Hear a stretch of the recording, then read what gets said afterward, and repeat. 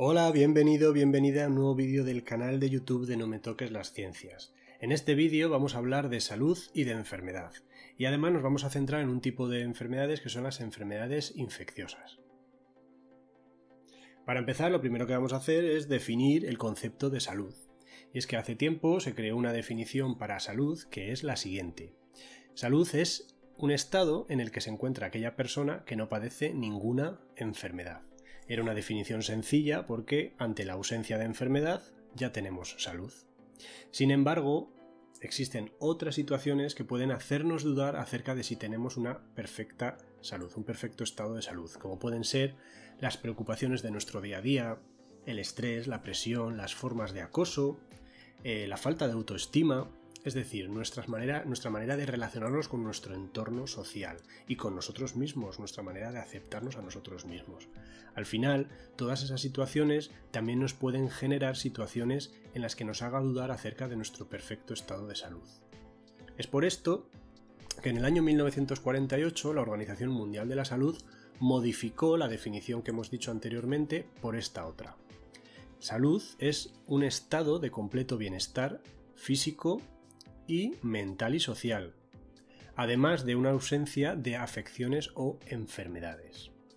Esta es una definición más completa porque al final lo que dice es que la salud es un equilibrio entre estos tres componentes, el componente mental, el componente físico y el componente social. El componente físico hace referencia al correcto funcionamiento de órganos, aparatos y sistemas. Al final, nosotros como seres vivos no dejamos de ser unas máquinas perfectas con nuestro mecanismo interno. Y si alguna de estas piezas, si alguno de estos órganos falla, pues al final se va a traducir en una enfermedad. El siguiente componente sería la salud mental, que hace referencia al equilibrio emocional y psicológico para llevar a cabo todas las facetas de nuestra vida diaria. Y el tercer componente es el componente social, quizá es el que está más ajeno a nosotros porque nosotros no podemos controlar todo lo que ocurre a nuestro alrededor, pero sí podemos aceptarlo y asumirlo de una manera u otra. Por lo tanto, estos tres componentes están íntimamente unidos y deben estar presentes en equilibrio al mismo tiempo para que podamos mantener un buen estado de salud. No podemos tener una salud social perfecta si al final tenemos una salud física o algún dolor que nos impida estar bien. Ni tampoco podemos tener una salud física perfecta si al final también tenemos algún tipo de estrés o alguna preocupación, o por ejemplo en el trabajo, pues entonces al final no tenemos una salud plena, siempre hay alguno de estos componentes que está fallando. Lo que permite tener una salud óptima y plena es tener estos tres componentes adecuadamente. Y es que al final salud y felicidad están muy relacionados. La felicidad radica ante todo en un buen estado de salud. Una vez que hemos entendido lo que es el concepto de salud, pues podemos entender lo que es una enfermedad. Y es que al final la enfermedad aparecerá cuando no haya salud física, mental o social. Nos vamos a centrar en la enfermedad como tal, en las enfermedades, y para ello vamos a centrarnos en algunos conceptos importantes que están relacionados con la enfermedad. Una persona que tenga alguna enfermedad, cuando asiste al médico para llevar a cabo algún tratamiento, hay una serie de conceptos en los que vamos a tener que familiarizarnos, como por ejemplo es la etiología. La etiología es la causa o el conjunto de causas que producen esa enfermedad. Y después el paciente va a tener síntomas o signos. Los síntomas son manifestaciones subjetivas que están asociadas a esa enfermedad, es decir, son cosas que el paciente siente, pero que no se pueden ni medir ni ver, simplemente el paciente las siente. Y los signos es algo parecido a los síntomas, pero ya son manifestaciones más objetivas, que pueden medirse o que pueden verse. Como por ejemplo la fiebre, que se puede medir con un termómetro, o las manchas en la piel. Después, a partir de estos síntomas y estos signos, el profesional médico o la profesional lo que hace es elaborar un diagnóstico, que es identificar la enfermedad. Utiliza estas pistas y al final llega a una conclusión. Y una vez que tenemos diagnosticada la enfermedad, pues se lleva a cabo un tratamiento. El tratamiento son todo el conjunto de medidas que se llevan a cabo para producir la curación, para eliminar la enfermedad. O si la enfermedad no tiene cura, pues al final el tratamiento sirve para paliar los síntomas o los signos. Sería un tratamiento paliativo, que es un tratamiento que se utiliza para que, aunque no se elimine la enfermedad, pero que podamos vivir mejor sin estos síntomas o sin estos signos que nos pueden complicar el día a día. Para entenderlo mejor os he puesto ahora un ejemplo. Os he incluido la salmonelosis como enfermedad, que es una enfermedad bastante conocida, y en este caso la etiología de la salmonelosis sería, por ejemplo, ingerir alimentos que están contaminados por la bacteria Salmonella. Y esta enfermedad tendría unos síntomas y unos signos. Los síntomas serían, por ejemplo, el dolor de cabeza, cansancio, debilidad, falta de apetito. Son cosas que el paciente va a sentir, pero que no se pueden medir ni se pueden ver. Los signos serían ya cosas más objetivas. La salmonelosis tiene como signos pues, fiebre alta, escalofrío, sudoración, náuseas, vómitos e incluso sangre en las propias heces. Ya con estos síntomas y con estos signos, pues el profesional al final llegaría al diagnóstico que ya te he indicado yo. Pues sabría qué es la salmonelosis, y el diagnóstico podría ser más completo y definitivo si encontramos también bacterias en las propias heces. Las heces del paciente se pueden tomar como muestra y analizarlas y encontrar a la bacteria Salmonella en ellas. Pues ya sería un diagnóstico completo y definitivo. Una vez que tenemos el diagnóstico, pues llevaríamos a cabo el tratamiento, que en el caso de la salmonelosis sería un antibiótico. La salmonela es una bacteria y, como veremos al final del vídeo, en las enfermedades infecciosas por salmonela, pues lo que se utiliza como tratamiento son antibióticos. Bien, avanzamos y una vez que hemos visto algunos conceptos básicos sobre las enfermedades, nos vamos a centrar en la clasificación de las enfermedades. Existen muchas maneras de clasificar las enfermedades, según el criterio que tengamos en cuenta. Por ejemplo, si nos ceñimos a la duración de la enfermedad, pues si es una enfermedad de corta duración, diremos que es de tipo agudo, una enfermedad aguda. Pero si esa enfermedad está mantenida en el tiempo, se dice que es una enfermedad crónica. Si tenemos en cuenta el órgano que es afectado con esa enfermedad, pues tendremos todos estos tipos de enfermedades. Si es una enfermedad, por ejemplo, que está relacionada con algún órgano del aparato respiratorio, con los pulmones o con la tráquea, pues diremos que es una enfermedad respiratoria, y así con los demás. Y por último, que es en la que me voy a centrar, la clasificación en la que me voy a centrar es la clasificación de enfermedades según la causa de esas enfermedades. Y tenemos todas estas. Nos vamos a ir centrando una a una y las vamos a ir explicando una a una. Me voy a saltar inicialmente las enfermedades infecciosas porque es de lo que va a tratar la segunda mitad del vídeo. Entonces vamos a pasar directamente a las enfermedades de tipo genético. En estas infografías que os voy a poner va a aparecer aquí siempre la causa, la consecuencia y un ejemplo para cada una de esas enfermedades. Las enfermedades genéticas son aquellas que se producen por alteraciones en el material genético. El material genético es nuestro ADN, que son las moléculas más importantes de los seres vivos, porque en el ADN está codificado toda la información que necesita la célula para poder vivir y por lo tanto toda la información que facilita nuestro funcionamiento como individuos para poder realizar las tres funciones vitales. Entonces todo está recogido aquí. Si hay algo de aquí que se daña, pues tendrá unas consecuencias.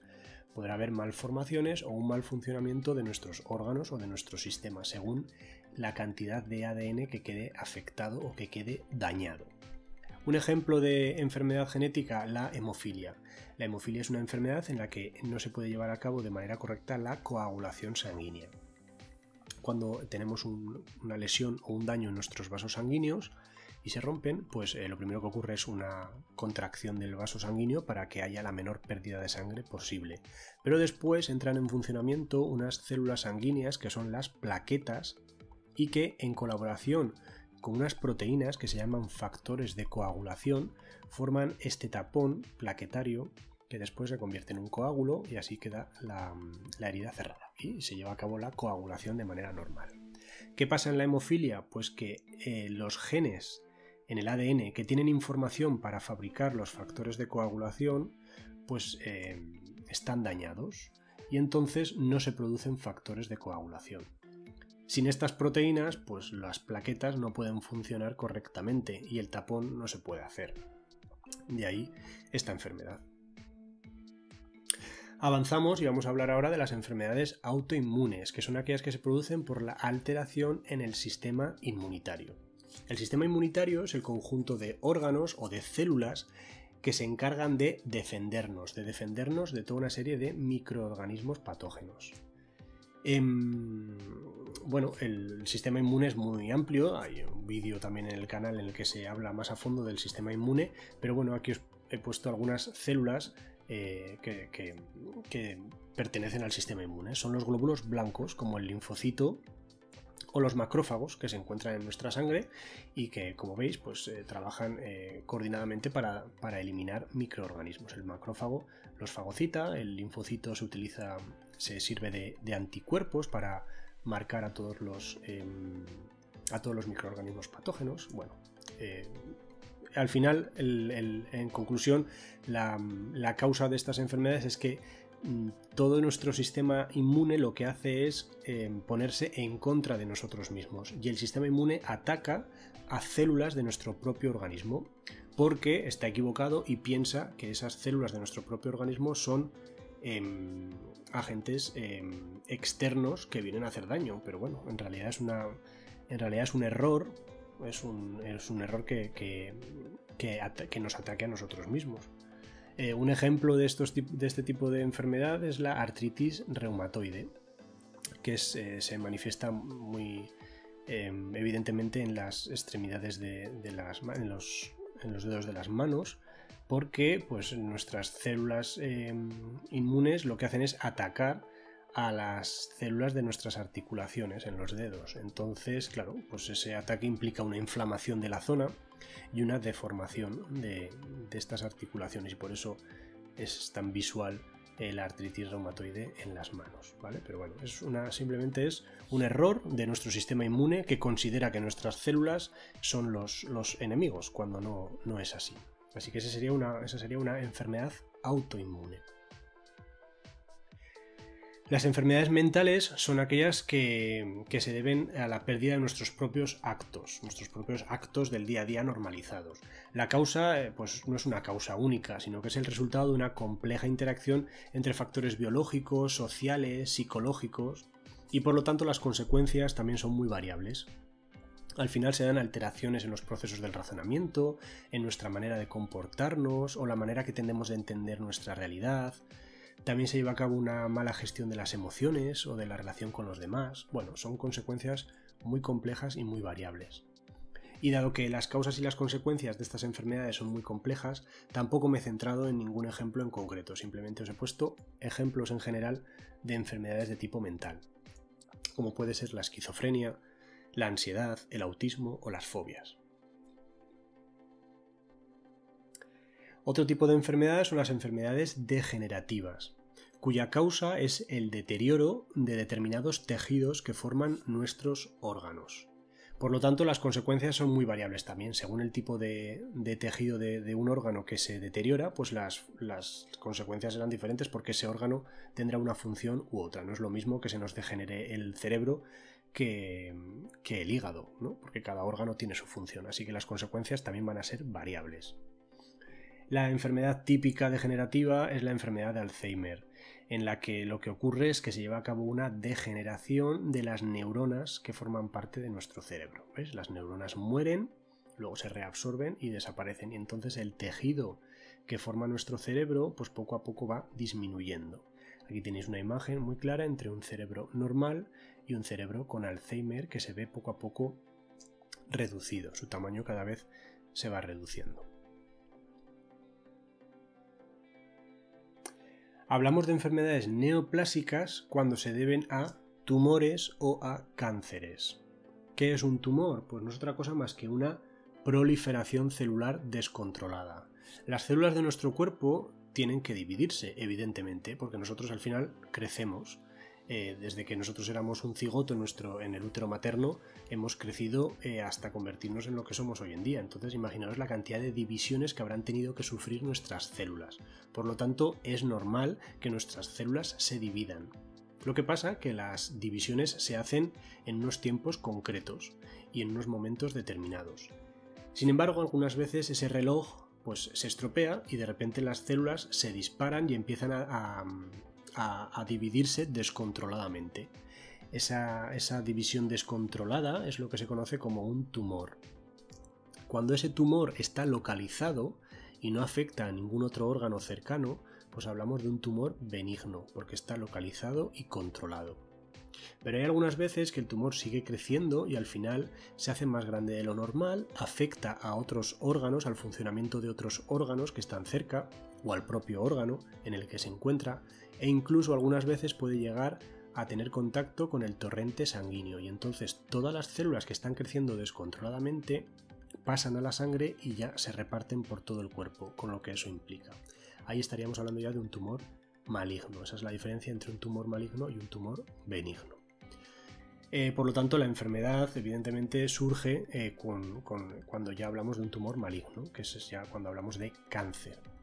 Y cánceres, hay muchos tipos de cánceres, pues según el órgano en el que empiece esta proliferación celular descontrolada. Tenemos el cáncer de pulmón, el cáncer de mama, cáncer de próstata, etc. Las enfermedades traumáticas, ¿cuáles son? Pues son aquellas cuyas causas principales son golpes, heridas o torceduras. Recibimos un golpe y al final la consecuencia es una lesión principalmente en nuestro aparato locomotor, aunque pueden verse afectados otros órganos que queden protegidos por el aparato locomotor, pero principalmente la consecuencia es eso, la lesión del aparato locomotor, perdiendo su funcionalidad. Un ejemplo de enfermedad traumática sería la lesión medular, en la que, como veis, la médula espinal, que es un órgano muy importante del sistema nervioso periférico, pues se encuentra protegida por todas estas vértebras de la columna vertebral. Entonces, claro, ante un golpe, el aparato locomotor, que en este caso serían las vértebras, se van a ver dañadas y la consecuencia es que la médula espinal, que está protegida por las vértebras, es la que queda también dañada. Por lo tanto, hablaríamos de diferentes grados de lesión medular según donde se produce. Si la lesión medular ocurre a nivel del cuello, pues entonces estaríamos hablando de una tetraplegia, porque todos los nervios que luego salen de la médula espinal pues afectan a todo el cuerpo, entonces sería una parálisis completa por debajo del cuello. Pero si la lesión medular ocurre en unas vértebras más bajas, pues entonces podríamos hablar de paraplegia, porque ya la parálisis sería por debajo de la cintura, ¿vale? Todos los nervios a partir de debajo de la cintura pues quedarían neutralizados, ¿vale? Bien, pues avanzamos y vamos a hablar ahora de las enfermedades metabólicas, las enfermedades de tipo metabólico, que son aquellas que se deben a alteraciones en el metabolismo. El metabolismo es el conjunto de procesos que lleva a cabo nuestro cuerpo, son procesos químicos que se encargan de tomar los nutrientes, obtener energía a partir de los nutrientes que hemos tomado y después gestionar esa energía en nuestro cuerpo para llevar a cabo el crecimiento o otras funciones vitales.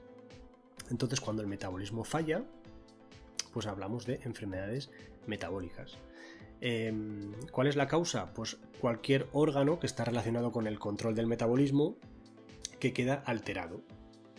Y la consecuencia pues son alteraciones generales en el metabolismo, ¿vale? Un ejemplo, la diabetes es el ejemplo más típico de enfermedad metabólica. En la diabetes, el órgano que está involucrado es el páncreas. El páncreas, que es un órgano con doble función, tanto en función digestiva, porque nos ayuda a digerir los alimentos, pero también tiene una función endocrina, porque produce una hormona que es la insulina. ¿Y la insulina qué es lo que hace? Pues lo que hace es captar toda la glucosa que tenemos en sangre y nos la guarda en los músculos.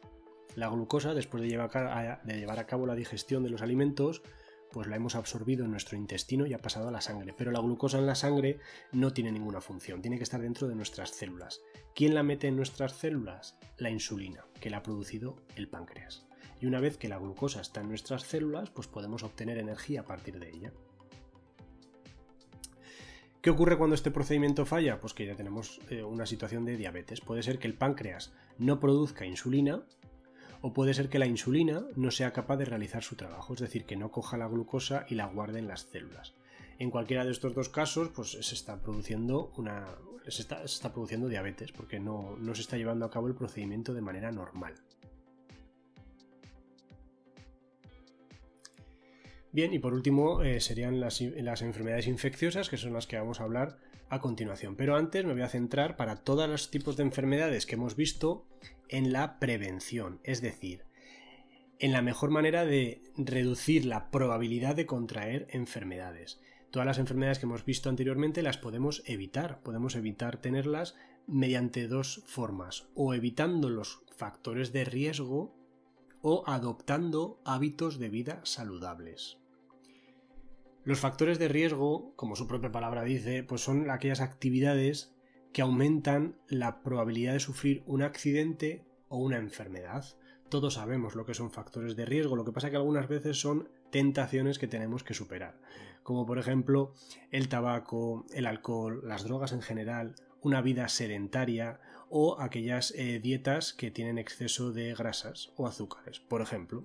O también aquellas conducciones temerarias de tráfico, como por ejemplo en este caso, que son dos conductores de moto que no llevan el casco. Pues todo esto al final son situaciones de riesgo que pueden provocar determinadas enfermedades.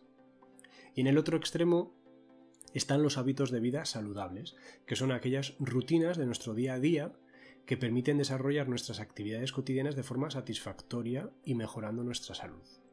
Como por ejemplo, hacer ejercicio de manera rutinaria, dormir nuestras correspondientes horas de sueño, etcétera, etcétera. En estas imágenes pues, os he puesto también el uso de crema solar para evitar a los rayos ultravioleta del sol que nos provoquen cáncer de piel, por ejemplo, otros daños en la piel, o una correcta postura a la hora de leer o de estudiar, y el uso también de luz suficiente para no tener daños en la vista. Bueno, pues son hábitos de vida saludables, todos sabemos cuáles son. Otra cosa es que no queramos llevarlos a cabo o que nos den pereza.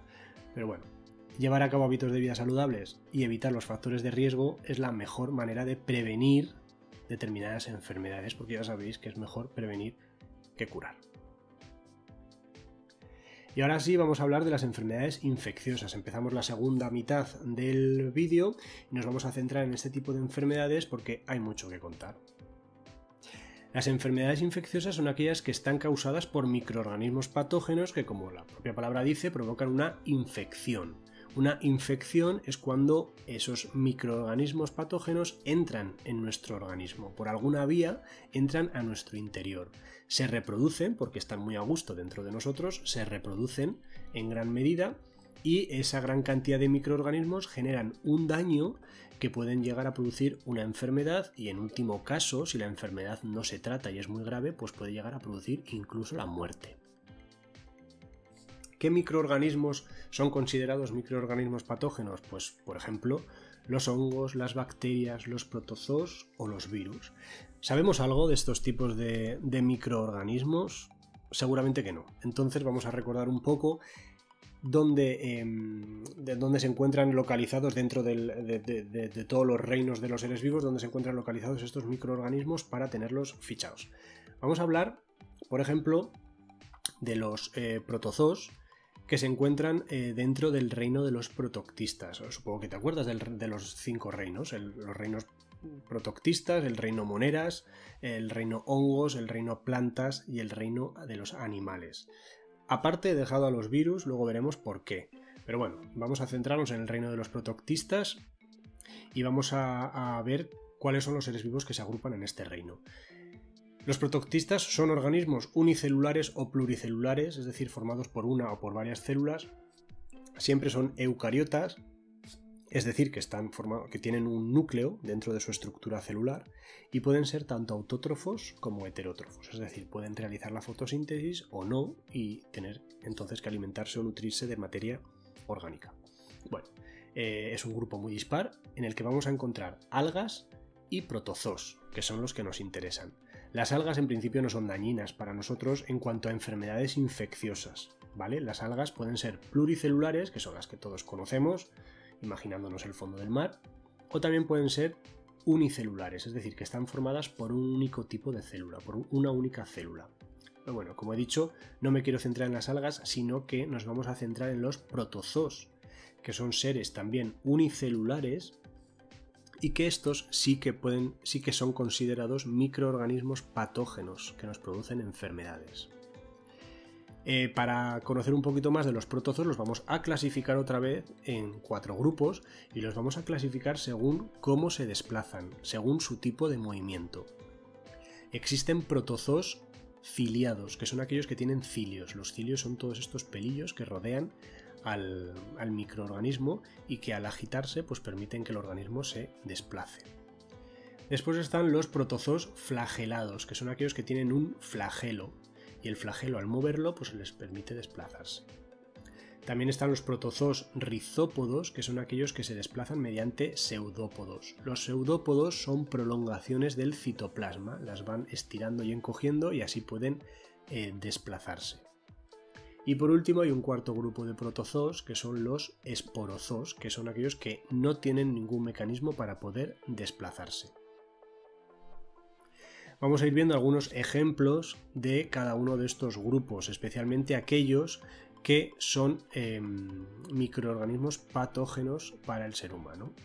Pero primero os he puesto un ejemplo de protozoo ciliado, que no es patógeno, pero que sí es muy importante porque es el protozoo prototipo de todos ellos. Es el protozoo que más se estudia en ciencia para conocer un poquito más de cómo funcionan los protozoos. Es el Paramecium caudatum. Como veis tiene forma alargada, todos sus cilios alrededor. Aquí tenéis una microfotografía obtenida a través del microscopio y se observa perfectamente todos los cilios y todo el contenido celular. Y ahora sí vamos a empezar a hablar de protozoos que provocan enfermedades. Dentro del grupo de los ciliados también está Balantidium coli, que provoca una enfermedad que es la balantidiasis, es una enfermedad digestiva. Veis que tiene aquí todos sus cilios alrededor. En la microfotografía no se observan tan bien, pero bueno, están.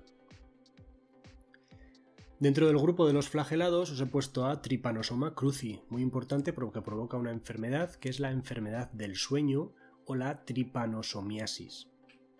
Es un protozoo que en la persona infectada vamos a encontrar en su sangre. Por eso en esta microfotografía todo esto son glóbulos rojos de la sangre y aquí tenemos 3 especímenes de Trypanosoma cruzi. Como veis, muy parecido a la imagen que aquí os pongo también al dibujo. En el grupo de los rizópodos os he seleccionado la Entamoeba histolítica. Es un tipo de ameba que también provoca una enfermedad en el ser humano, la disentería amebiana, generalmente relacionado por el consumo de agua contaminada en la que se encuentra este protozoo rizópodo. Y en el grupo de los esporozoos os he incluido al Toxoplasma gondii. Es un protozoo que no se desplaza, por eso es esporozoo, y que también nos provoca una enfermedad, especialmente en mujeres embarazadas, que es la toxoplasmosis. En este grupo también os he incluido al Plasmodium vivax, muy importante también porque provoca una enfermedad, la malaria. Bien, vistos algunos protozoos que son patógenos, avanzamos en la ruleta de los reinos y vamos a hablar del reino Moneras, en el que se incluyen a las bacterias. Recuerda que las bacterias también son todas microorganismos unicelulares, siempre procariotas, es decir, que no tienen núcleo en su célula, y también pueden ser autótrofas o heterótrofas. A las bacterias las vamos a volver a clasificar para conocerlas mejor, y en este caso las clasificamos no según su manera de desplazarse, sino según su forma. Si las bacterias tienen forma circular, si tienen forma esférica, se dice que son cocos. Si tienen forma alargada, se les conoce como bacilos. Si tienen forma curva, se dice que son vibrios. Y si tienen forma de espiral, de sacacorchos, se dice que son espirilos. Algunos ejemplos de bacterias patógenas, empezando por el grupo de los cocos, sería, por ejemplo, el Streptococcus pneumoniae. Fijaros siempre en los nombres, que aunque son nombres complicados porque están en latín, pero siempre os van a dar pistas acerca de ese microorganismo. En el caso del Streptococcus pneumoniae, pues con este nombre pues nos da a entender que tienen forma de coco, forma esférica, Streptococcus, y además la segunda palabra nos hace referencia a la enfermedad que producen. Producen la neumonía, de ahí lo de pneumoniae. Del grupo de los bacilos os he incluido a varios de ellos. Por una parte os he incluido a la Salmonella typhi. Ya hemos hablado de ella al principio del vídeo cuando hemos hablado de la salmonelosis. Y también os he incluido al Corynebacterium diphtheriae, que provoca una enfermedad, la difteria, y que si os fijáis, además de tener forma alargada, uno de los extremos es un poco más anchos, como una especie de baza. Lo mismo ocurre con otro bacilo, el Clostridium tetani, que provoca el tétanos. También tiene un extremo más ancho de lo normal, en la microfotografía se observa muy bien. Por último, otro bacilo que os he incluido por su importancia, ya que son importantes agentes patógenos, es el Mycobacterium tuberculosis, que provoca, como su propio nombre indica, la tuberculosis, una enfermedad en la que muy característica porque implica sangre con la tos, ¿vale? Generalmente siempre que hay sangrado en la tos, pues puede haber sospechas evidentes de tuberculosis.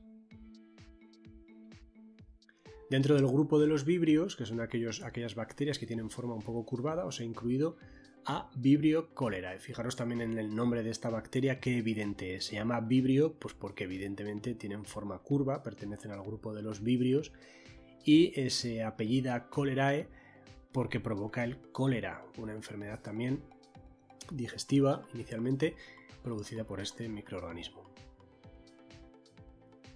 Y por último, dentro del grupo de las bacterias tipo Spirilo, os he incluido al Treponema pallidum. Fijaros en esta microfotografía qué bien se ve esa forma enroscada de la bacteria. El Treponema pallidum provoca una enfermedad de transmisión sexual, la sífilis. Bien, visto los protozoos y ahora las bacterias, nos vamos a centrar en el siguiente reino, que es el reino de los hongos. Este reino también es muy variado, tiene muchos tipos de organismos, pero en general todos ellos cumplen con esta definición. Son organismos unicelulares o pluricelulares, pero siempre son eucariotas y además siempre son heterótrofos. Se alimentan de materia orgánica, nunca hacen la fotosíntesis. Como os he dicho, es un grupo muy variable y vamos a encontrar hongos pluricelulares como son las setas y los mohos. Ni las setas ni los mohos producen enfermedades infecciosas, pero aquí os lo pongo muy claro, pueden provocar enfermedades digestivas, por si nos comemos en algún caso alguna seta que es tóxica porque contenga alguna toxina, o por si en algún momento nos comemos algún alimento que está en mal estado y que está contaminado por estas hifas de un moho. ¿Vale? Pues por cualquiera de las dos circunstancias podemos comer sustancias que nos van a implicar algún daño digestivo, pero no se trataría de una enfermedad infecciosa. Las enfermedades infecciosas las van a producir los hongos unicelulares, los que están formados por una única célula. Y aquí os he puesto tres ejemplos. Trichophyton rubrum, que produce el pie de atleta, que es el hongo en los pies. La candidiasis, que está producida por Candida albicans. Y la tiña, que está producida por el hongo Microsporum canis. ¿Vale? En este caso habría hongo en el pie del atleta, es muy evidente que se produce en la zona del pie, en la palma del pie. La tiña se produce pues, en la piel en general, ¿vale? Y la candidiasis, que siempre se suele manifestar en las mucosas de los órganos sexuales externos, ¿vale? Más común en mujeres, en el interior, en la vagina, pero bueno, también puede darse en hombres, ¿vale? En la uretra. Ya hemos visto los hongos, hemos visto las bacterias, hemos visto los protozoos y por ahí nos queda hablar de virus. Y es que al final los virus no se pueden encajar en ninguno de los 5 reinos porque para verlo vamos a hablar de las características entre los seres vivos y los seres inertes. Os recuerdo que los seres vivos, todos los seres vivos, estamos formados por células, todos, bien por una célula si somos unicelulares o por muchas células si somos pluricelulares. Y además los seres vivos realizamos las 3 funciones vitales. Nos relacionamos con el medio externo, nos nutrimos para obtener energía y para obtener sustancias y poder crecer, y llevamos a cabo la reproducción, o potencialmente podemos reproducirnos. También los seres vivos crecemos y nos desarrollamos, y también somos capaces de regular nuestro interior, ¿vale? Gracias al metabolismo del que hemos hablado anteriormente, al hacer mención a las enfermedades metabólicas, ¿no? Controlamos todo nuestro interior, lo regulamos. Y por último también los seres vivos a lo largo de los miles de millones de años de la historia de nuestro planeta hemos evolucionado, somos capaces de evolucionar. Ninguna de estas características las cumplen los seres inertes, ni están formados por células, ni tienen funciones vitales, ni crecen, ni se desarrollan, ni regulan su interior y tampoco evolucionan. Bueno, evolucionan. Los móviles pueden evolucionar, pero no por sí mismos, evolucionan porque nosotros los vamos cambiando. ¿Qué pasa con los virus? Pues que los virus están entre una situación y otra, porque hay algunas características de los seres vivos que sí las cumplen y otras que no. Los virus, por ejemplo, no están formados por células, son simplemente una serie de moléculas que están acopladas entre sí. Los virus tampoco se nutren, no necesitan tomar alimentos para obtener energía, pero sin embargo sí que llevan a cabo la función de relación y la función de reproducción. Se relacionan muy bien con el medio y son capaces de identificar el huésped o el ser vivo al que parasitar, al que hacer daño. Por lo tanto, sí que desarrollan la función de relación. Y también realizan la función de reproducción, lo que pasa que la realizan entre comillas, porque no pueden hacerla fuera de cualquier célula, necesitan meterse dentro de una célula para poder reproducirse. Y esa es la clave de la enfermedad que producen, que entran dentro de un huésped, entran dentro de las células de ese huésped, se reproducen y a la célula la matan, la eliminan, y entonces ese sería el inicio de la enfermedad que ellos producen. Los virus, por otra parte, no crecen ni se desarrollan, son unas partículas estáticas y tampoco son capaces de regular su interior, no llevan a cabo un metabolismo. Sin embargo, los virus sí que son capaces de evolucionar. Con el paso del tiempo pueden mutar y pueden surgir diferentes cepas del mismo tipo de virus.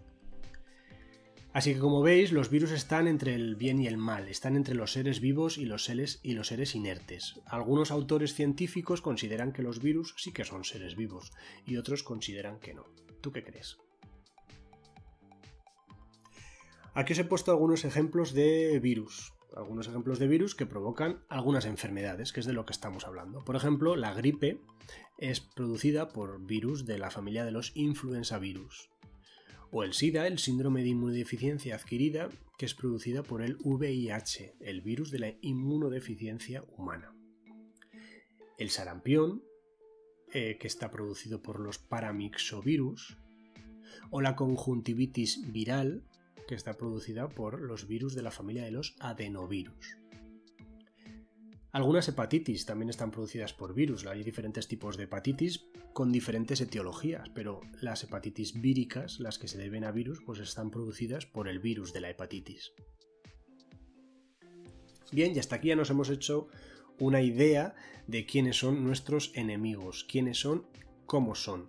Hemos hablado de hongos, bacterias, protozoos y virus, todos ellos microorganismos patógenos que pueden provocar infecciones en el ser humano. Una vez conocido al enemigo, una vez conocido lo que son las enfermedades, cómo se clasifican y en especial las enfermedades infecciosas, nos vamos a centrar en todos estos conceptos que hacen referencia a las enfermedades infecciosas en concreto. Vamos a ir viendo cada uno de estos conceptos. Vamos a empezar por la cadena epidemiológica. ¿Qué es una cadena epidemiológica? Pues es todos estos componentes que llevan a cabo o que facilitan la infección por parte del agente patógeno en el huésped. El agente patógeno es, como hemos visto anteriormente, todos los microorganismos patógenos que producen una enfermedad, virus, bacterias, protozoos, etc. El reservorio es el lugar donde se encuentra la mayor concentración de ese agente patógeno. Algunas veces puede ser un animal, una planta otro ser vivo. Otras veces puede ser el ambiente, ya que podemos encontrar el agente patógeno en el suelo o en el agua si está contaminada. Y también, evidentemente, es un reservorio la persona que está enferma, porque contiene agentes patógenos en su interior. Pero también las personas que son portadoras, es decir, que no han desarrollado la enfermedad, incluso puede ser que ni sepan que la tienen, pero todavía tienen o aún tienen el agente patógeno en su interior. Por lo tanto, pueden portar al agente patógeno, aunque no manifiesten la enfermedad. El vector es el ser vivo que va a transportar el microorganismo que tenemos aquí en el reservorio hasta las personas. Además, el vector lo que hace es que no padece la enfermedad. Capta al agente patógeno del reservorio y lo lleva hasta el huésped, pero ni padece la enfermedad, solo la transmite. Generalmente la mayor parte de los vectores suelen ser artrópodos insectos o arácnidos, que lo que hacen es coger el agente patógeno del reservorio por picadura y picar al huésped. Sin embargo, hay algunas veces que el vector y el reservorio coinciden, es decir, que son el mismo tipo de ser vivo. En estos casos, generalmente, el reservorio, que también es vector a la vez, suelen ser animales vertebrados. Bien animales de granja, como pueden ser cerdos, vacas, o, por otra parte, también animales domésticos, como puede ser el perro o el gato. También existen animales salvajes que pueden actuar en este sentido, como por ejemplo los murciélagos. Y por último, el huésped, evidentemente, es la persona que contrae la infección por el agente patógeno que le ha transmitido el vector y que enferma. Son muchos conceptos de la cadena epidemiológica y, como siempre hago, ver ejemplos, porque con los ejemplos lo vamos a entender mejor. A continuación vamos a ver alguna serie de enfermedades y vamos a ir viendo cuáles son los diferentes componentes de la cadena epidemiológica para cada una de esas enfermedades. Empezamos hablando de la malaria, de la que ya hemos comentado algo anteriormente. La malaria es una enfermedad provocada por el protozoo Plasmodium vivax. Y el mayor reservorio donde se va a encontrar este protozoo es en la persona infectada. Las personas que ya tienen malaria son los mayores reservorios donde se va a encontrar este protozoo. Después lo que ocurre es que el vector en esta enfermedad es un artrópodo insecto, concretamente del género Anopheles, que lo que hace es picar a la persona infectada y después el mosquito transmite el protozoo en su saliva al picar a otra persona. Existe la particularidad o la curiosidad de que solamente lo hacen las hembras de este mosquito. Solo las hembras son las que pican a la persona infectada. De su sangre, con la sangre que cogen arrastran a todos los protozoos que hay en la sangre y después se la llevan al huésped. Algo similar ocurre con esta otra enfermedad, de la que también hemos hablado anteriormente, la tripanosomiasis africana o la enfermedad del sueño. Es muy similar a la malaria, lo único que cambia es el agente infeccioso, también es un protozoo, pero en este caso es el Trypanosoma cruzi. El mayor reservorio también sería la persona infectada, pero el vector también cambia. En este caso se trata también es un artrópodo insecto, pero es del género de Glossina, la denominada comúnmente mosca tsetse, que lo que hace es picar a la persona infectada, de nuevo toma sangre con individuos de Trypanosoma cruzi y al picar a otra persona pues le transmite el protozoo que lleva en la saliva. Un ejemplo de enfermedad en la que el vector y el reservorio coinciden, muy importante esta otra característica que os he comentado anteriormente, que el vector y el reservorio es el mismo, es la salmonelosis. En este caso, ya es un ejemplo que hemos visto mucho en este vídeo, la bacteria que lo produce es la Salmonella typhi y el reservorio serían pues animales de granja como puede ser vaca, cerdos, aves y los derivados como pueden ser en este caso los huevos de las aves. Este sería el reservorio en el que se encuentra esta bacteria mayoritariamente tan a gusto viviendo, reproduciéndose y después estos mismos animales serían los vectores, los que transmiten al microorganismo al huésped. ¿Cómo se contagia al huésped? Pues consumiendo alimentos que están contaminados o crudos. Pueden estar contaminados porque no hemos llevado una buena higiene durante el cocinado de los mismos, o también sería un factor de riesgo si nos los tomamos crudos porque no hemos calentado los alimentos a gran temperatura y entonces no hemos matado a las bacterias. Por eso es tan típico los brotes por salmonelosis por consumo de mayonesa, por ejemplo, que está hecha a partir de huevo crudo. Y por último, también os he querido poner un ejemplo a la hora de hablar de las cadenas epidemiológicas en los que el agente infeccioso sea un virus, como por ejemplo ocurre en el caso de la rabia. La rabia está producida por el virus de la rabia y también el vector y el reservorio coinciden, son el mismo, que suelen ser o animales domésticos como puede ser un perro o animales salvajes como puede ser un murciélago. En este caso el animal transmite el virus en su saliva al morder a una persona. Visto lo que es una cadena epidemiológica, avanzamos en los conceptos importantes en las enfermedades infecciosas y ahora vamos a hablar de las formas de transmisión de la enfermedad. Porque hemos visto las cadenas, pero ahora lo que vamos a ver es que la transmisión puede ser o muy indirecta o muy directa. Porque si nosotros tenemos en cuenta a los vectores, estaríamos hablando de transmisión indirecta. Es decir, que hay mucha distancia entre el reservorio y el huésped, pero gracias a los vectores o a estos otros elementos, al final el agente patógeno llega hasta el huésped. Pueden ser vectores, alimentos, objetos, agua, aire, suelo. Es una manera indirecta de transmitir el agente patógeno. ¿Ejemplos en los que ocurre esto? Pues por ejemplo la malaria, de la que hemos hablado anteriormente, en la que el vector era un insecto. La salmonelosis, en la que los propios alimentos transmitían a la bacteria. La tuberculosis, en la que la bacteria se transmite de manera indirecta a través del aire. O el cólera, que la bacteria que está contenida en agua contaminada y por lo tanto al consumir esa agua contaminada pues estamos infectándonos con la bacteria. Y lo contrario de la transmisión indirecta es la transmisión directa. En este caso hay un contacto físico y estrecho entre el huésped y el reservorio. Esto implica, por ejemplo, tocar, besar, tener relaciones sexuales, evidentemente, o toser o estornudar a una distancia menor de 1 metro o 2 metros. Eso ya se considera una transmisión directa. Ejemplos de enfermedades por transmisión directa serían pues todas estas que os he puesto como enfermedades de transmisión sexual. No hay nada más de contacto estrecho que una relación sexual. Por lo tanto, la sífilis, la gonorrea o el SIDA son ejemplos de enfermedades infecciosas por transmisión directa. Y desgraciadamente también estamos familiarizados con el COVID.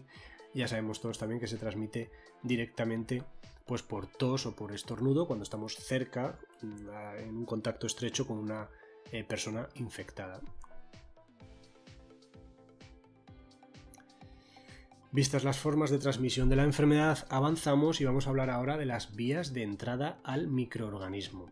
En la cadena epidemiológica hemos visto que hay un momento en el que el agente infeccioso entra en el huésped, pero ¿por dónde entra? Pues puede entrar por 4 vías diferentes. Podemos hablar de vía respiratoria, si entra a través de las fosas nasales o la boca al respirar. Vía digestiva, si entra por la boca al ingerir algún tipo de alimento. Por contacto sexual, si entra por los órganos sexuales externos a través de alguna relación sexual o por mala higiene. Y también podemos hablar de una vía cutánea, si entra por la piel a partir de heridas abiertas o por picaduras. Ejemplos, aquí tenéis un montón, vuelven a ser los mismos que hemos visto anteriormente, pero os los pongo de nuevo para que vayáis relacionando a las diferentes enfermedades infecciosas. Por vía cutánea, enfermedades que se transmiten por vía cutánea, pues muchas de ellas relacionadas con las que hemos visto anteriormente, picaduras de mosquitos o mordeduras de animales, tétanos, malaria, rabia. A través de la vía sexual estarían, por ejemplo, la candidiasis, el herpes genital, sífilis o el SIDA o infección por VIH. Por vía digestiva, la salmonelosis otra vez, o el cólera, o la disentería amebiana. Y por la vía respiratoria, la gripe, el COVID o la tuberculosis. Hablando del COVID, vamos a hablar de epidemias y pandemias, que lo sabemos muy bien. Según el grado de afectación de la enfermedad en la población, hablamos de diferentes grados de diferentes grados pandémicos. Por una parte podemos hablar de endemia, cuando hay una enfermedad que es propia de algún lugar y es una enfermedad cuyo número de casos está controlado y es más o menos estable. Sería el ejemplo de la malaria en algunos países, por ejemplo, subtropicales africanos, que es una enfermedad endémica del lugar. Es una enfermedad que está controlada y que sabemos que ocurre de manera normal en ese país. Algunas veces existe un brote de estar controlada o de no haber ningún caso, pues de repente en poco tiempo se dispara el número de casos. Eso sería un brote, un aumento repentino de casos de una enfermedad concreta. Esto es lo que ocurre con los casos de brotes de salmonelosis o legionelosis. Hablaríamos de epidemia cuando hay un aumento inesperado de casos de una enfermedad, pero en una región concreta. Como por ejemplo el sarampión o la gripe. La gripe es una epidemia en nuestro país cada cierto tiempo, porque en todos los inviernos de repente hay un caso epidémico de gripe. De ahí que nos vacunemos o que nos recomienden vacunarnos de gripe cada cierta temporada. Pues eso serían casos de epidemias.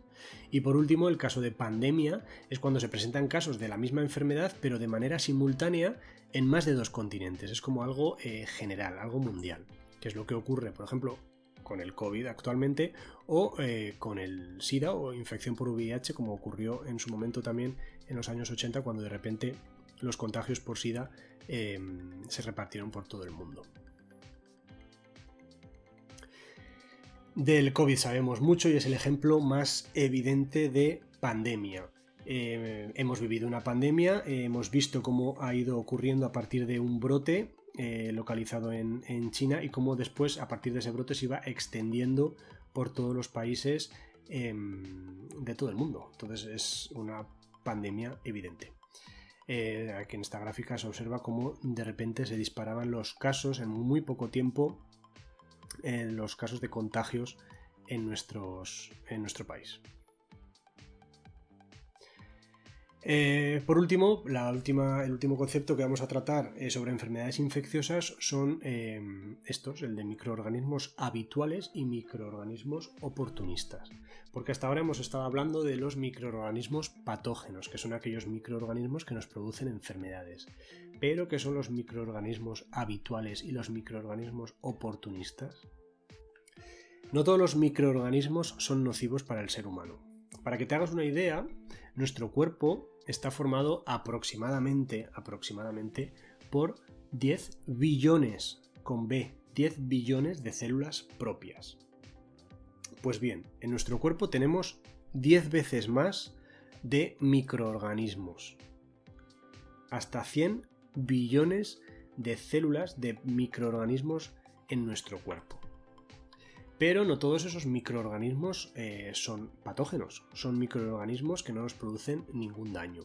¿Qué microorganismos son? Pues pueden ser bacterias, como Staphylococcus epidermis, hongos, como Candida albicans, virus o protozoos. ¿Dónde se encuentran? Pues principalmente en la piel. La piel es nuestro órgano más externo, es el órgano que está en contacto con el exterior, por lo tanto la mayoría de las bacterias se van a encontrar en nuestra piel. En las manos, pies, antebrazos, ombligo, órganos sexuales externos. Las manos es lo más evidente porque las manos las utilizamos para tocar cualquier cosa. Entonces es normal que sea donde más bacterias tenemos. Hay otras zonas de nuestro cuerpo que debido a que están continuamente tapadas por prendas de ropa y están poco aireadas, pues entonces se acumulan más bacterias, como por ejemplo el ombligo, los órganos sexuales externos, etc. Pero también hay bacterias en nuestras mucosas, que es el tejido epidérmico que tapiza el interior de algunos órganos, como por ejemplo el aparato digestivo, el interior de la boca, el interior del intestino, el ano, o el interior de la nariz, o el interior de los órganos sexuales externos, como el interior de nuestra uretra o de la vagina. Todo eso son mucosas y también están llenas de bacterias, o de microorganismos en general, no bacterias. Sin embargo, nunca vamos a encontrar microorganismos en los órganos denominados axénicos, que son aquellos órganos en los que no puede haber ningún microorganismo, como por ejemplo el cerebro, el pulmón, la sangre o el hígado. Son órganos muy importantes, órganos vitales muy importantes en los que no puede haber ningún tipo de microorganismo, ni bueno ni malo. Todo este conjunto de microorganismos, todos estos 100 billones de microorganismos, los vamos a denominar la microbiota normal. Y además, como aquí dice nuestro amigo, no todos son malos. Son microorganismos inofensivos y que se alimentan de las mucosidades de nuestro cuerpo o de células muertas de la piel. Además, también nos aportan beneficios. Por ejemplo, la microbiota de la flora intestinal del interior de nuestro intestino producen vitamina B12. Y luego esa vitamina nosotros la absorbemos para beneficio propio. Así como veis, también nos aportan beneficios. Sin embargo, puede haber dos circunstancias en las que la situación pueda empeorar. La primera de ellas es que eliminemos a todos estos microorganismos, a toda esta microbiota normal. Si los eliminamos, al final, ¿qué ocurre? Pues que llegan los malos, llegan los microorganismos patógenos.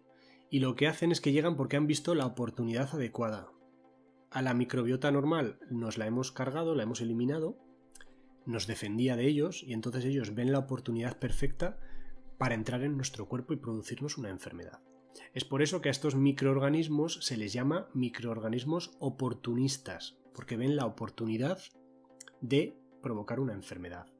¿En qué casos vamos a eliminar a nuestra propia microbiota normal? Pues en momentos en los que vamos a usar antibióticos, por ejemplo, que son medicamentos que matan bacterias.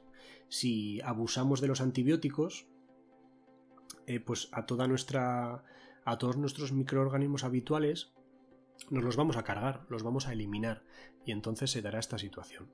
Y también puede ocurrir en casos en los que en nuestra higiene utilizamos jabones muy agresivos, jabones muy fuertes que modifiquen el pH normal de nuestra piel y entonces haga que todos los microorganismos que tenemos en la piel pues los matemos. Y entonces al eliminarlos, los microorganismos oportunistas toman el relevo. Y la otra situación en la que puede darse un caso complicado es que la propia población de microorganismos habituales de nuestro cuerpo pues empiece a aumentar. ¿Y esto cuándo va a ocurrir? Pues cuando haya falta de higiene. Cuando haya falta de higiene, la población de microorganismos de nuestro cuerpo pues va a empezar a crecer desmesuradamente, y al haber tantos van a empezar a actuar como patógenos y van a producir una infección. Es decir, que van a dejar de ser microorganismos habituales de nuestro cuerpo y van a convertirse en malos, van a convertirse en los malos de la película y nos van a provocar una infección, van a empezar a actuar como patógenos. De ahí que sea tan importante la higiene. Bien, y hasta aquí ya hemos visto los conceptos más importantes relacionados con las enfermedades infecciosas, pero falta hablar de prevención.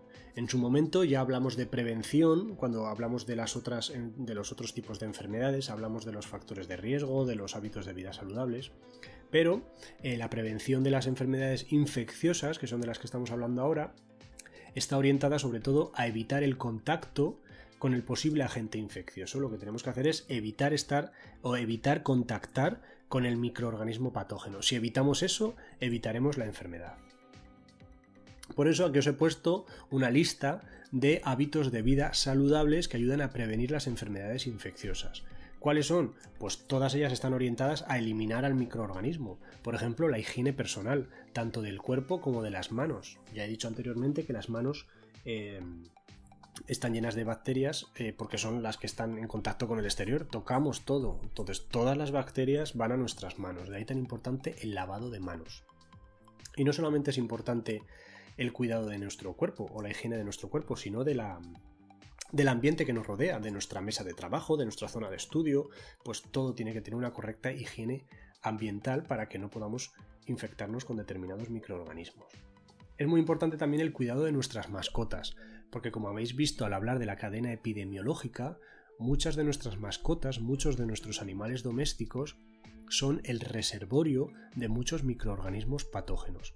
Por lo tanto, es responsabilidad nuestra que haya un buen control y cuidado de nuestras mascotas para que no se conviertan en el reservorio de otros microorganismos patógenos. Importante también es la higiene alimentaria a la hora de cocinar, a la hora de manipular alimentos. Importante lavarlos correctamente, especialmente si los vamos a consumir de manera cruda, como las frutas y las verduras, ya que pueden estar de manera natural llenas de microorganismos. Las vacunas también son una manera de prevenir las enfermedades infecciosas. No me voy a centrar en explicar las vacunas, porque para eso también tenemos un vídeo en el que hablo del sistema inmune y de las vacunas como método de prevención, pero bueno, las vacunas son unos medicamentos que se nos inyectan para ayudar a que nuestro sistema inmune sea capaz de defendernos mejor de lo que lo hace, de estar preparados ante una posible futura infección. También tenemos que tomar medidas al viajar al extranjero, porque como hemos hablado anteriormente, al hablar de epidemias y pandemias, nosotros estamos habituados a las enfermedades propias de nuestro país, pero es que hay otras enfermedades que se producen en otros países y que no ocurren en el nuestro. Por ejemplo, la malaria. La malaria no es una enfermedad común en nuestro país, pero sí que lo es en otros países. Entonces, a la hora de viajar, por ejemplo, pues estaría bien utilizar sprays insecticidas, antimosquitos, para evitar que el mosquito nos pique y que nos pueda transmitir la enfermedad, por ejemplo. Y por último os he dejado aquí la salud sexual, porque también a lo largo del vídeo hemos hablado de varias enfermedades de transmisión sexual, y es que por la vía sexual se pueden producir muchos contagios de enfermedades infecciosas, y es por eso tan importante tener una salud sexual correcta. Y uno de los protagonistas hablando de salud sexual es el preservativo. El preservativo es el único método anticonceptivo que, además de evitar el embarazo no deseado, pues también evita un montón de enfermedades de transmisión sexual. Y por si no te queda claro, echa un vistazo a este vídeo. Es normal que te entren ganas de hacerlo en la de tus padres. Uy, si no están tus padres, claro. De darte un festival, cuando vas de festival. Ganas de meter primera y segunda y tercera, y es normal. Lo que no es normal es que te entren ganas de complicarte la vida. Prevenir las infecciones de transmisión sexual está en tu mano. No te compliques. Y usa siempre preservativo. Ministerio de Sanidad, Consumo y Bienestar Social, Gobierno de España. Pues eso, que siempre preservativo. Y por último vamos a acabar el vídeo hablando del tratamiento. Que si te acuerdas, al principio del vídeo estuvimos hablando de diferentes conceptos, pues uno de ellos era el tratamiento. El tratamiento de las enfermedades. Nos vamos a centrar en las enfermedades infecciosas, ¿eh? Seguimos hablando del tratamiento de enfermedades infecciosas. Y es que cada tipo de enfermedad infecciosa requiere un tipo u otro de medicamento para destruir o impedir que el microorganismo que nos ha infectado se reproduzca. Es por esto que, según el agente patógeno, tenemos que tener una medicación u otra, un tratamiento u otro. Si el agente infeccioso que nos ha provocado la enfermedad es un virus, tenemos que tomar antivirales. Si es un protozoo, el tratamiento serán fármacos específicos antiparasitarios. Si el agente infeccioso ha sido un hongo, entonces estaríamos hablando de antimicóticos.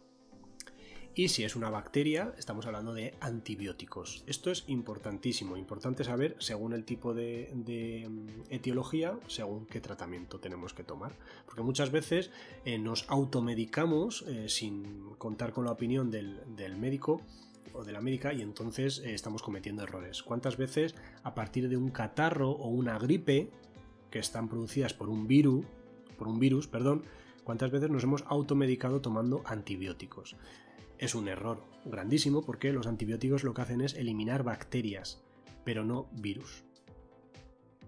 Y nos vamos a centrar en las bacterias para hablar también del último concepto importante a tener en cuenta, que es la resistencia a los antibióticos por parte de las bacterias. Las bacterias, al entrar en contacto con los antibióticos que utilicemos para matarlas, pueden mostrar diferentes niveles de resistencia. Hay bacterias que tienen una capacidad para defenderse muy baja y pueden morir rápido ante estos antibióticos. Y puede haber otras superbacterias que pueden tener los niveles de resistencia muy altos y sobrevivir. Pues bien, en base a esto, es muy importante que cuando un médico nos recete un antibiótico nos lo tomemos completo, que tomemos la pauta completa, de principio a final. Muchas veces, cuando estamos haciendo el tratamiento y nos encontramos mejor, de repente cortamos con el tratamiento y dejamos de tomar el antibiótico. Esto es un error, porque lo que hacemos es fomentar que las bacterias que tienen un nivel de resistencia más alto se hagan más fuertes. Fíjate en estos ejemplos. Imagínate que esta chica tiene una enfermedad bacteriana y le han recetado un antibiótico. Todas las bacterias que están en su cuerpo tienen diferentes grados de resistencia. Pero si tomamos un tratamiento completo de principio a final, lo que hacemos es eliminarlas a todas y no dejamos ninguna. Sin embargo, si esta niña deja de tomar su antibiótico, inicialmente, durante el principio del tratamiento, se habrán eliminado a las bacterias más débiles, a las bacterias con un nivel de resistencia más bajo. Y por lo tanto, al final del tratamiento quedarán las bacterias más fuertes, las que tienen un nivel de resistencia más alto. Si justo en ese momento paramos el tratamiento, las pocas bacterias que quedan por eliminar se harán más fuertes y se reproducirán, se multiplicarán, y por lo tanto serán igual que las que quedaban. De esta forma tendremos un conjunto de bacterias aún más fuerte que el que teníamos inicialmente. Y por lo tanto, la enfermedad se volverá a manifestar, quizá con consecuencias aún más complicadas, porque el antibiótico que tomemos tendrá que ser más fuerte para poder eliminar a esta nueva legión de bacterias súper resistentes. De ahí tan importante pues tomar los antibióticos de principio a final. Bien, y ahora sí acabamos con el tratamiento de las enfermedades infecciosas y acabamos también con el vídeo. Espero que hayas aprendido mucho más acerca de la salud, acerca de las enfermedades y en especial de las enfermedades infecciosas. Nos vemos en un próximo vídeo del canal de YouTube de No Me Toques las Ciencias. Como siempre, si te ha gustado el vídeo, dale a like, deja comentarios, comparte o pulsa la campanita para suscribirte y estar al tanto de los nuevos vídeos. ¡Hasta pronto!